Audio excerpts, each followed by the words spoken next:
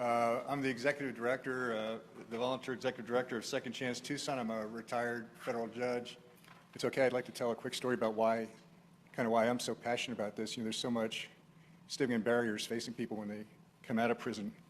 When I was on the bench, I had just a routine day. So this guy comes in my courtroom, he's all shackled up. He's like 6'2", 210 pounds of pure muscle. He's sitting there and he's leaning back in the chair and his arms are folded and he's kind of glaring at me like, you know. I look at him and I say, is there any family here for you today? Put his hands on the table, sit up straight. He says, my mother's here. So he wasn't going to slouch back and act defiant with his mother there. So he says, well, I'm sure you're glad your mother's here supporting you. I'm really glad about it too. That's going to really help you succeed in the future. I said, is anybody else here for you? They said, yeah, well, my girlfriend and my daughter and my son are here. I said, wonderful, I'm glad to hear that. How's your daughter doing in school? He says, my daughter's on the honor roll at her elementary school. I said, what about your son? I said, well, he's only in kindergarten, but he's doing really good too. And the important part of this story is, at this point in time, this guy who everybody would see as nothing but a thug is crying. Okay? And that's not because of something I said.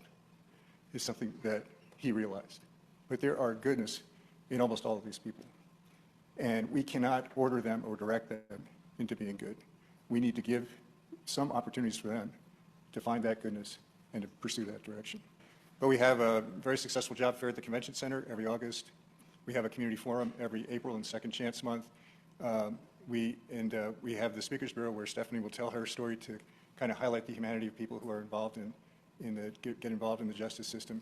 And then we have a volunteer activities group that Barbara is very involved in, and we are looking forward to a very exciting event in May where we're going to connect nonprofits and justice system involved people into some productive opportunities that they can feel passionate about. Thank you so much. And just on the behalf of our congregation here, we love to support folks in the community. This is a gift of $1,500 to Second Chance Tucson. So thank you so much for your work.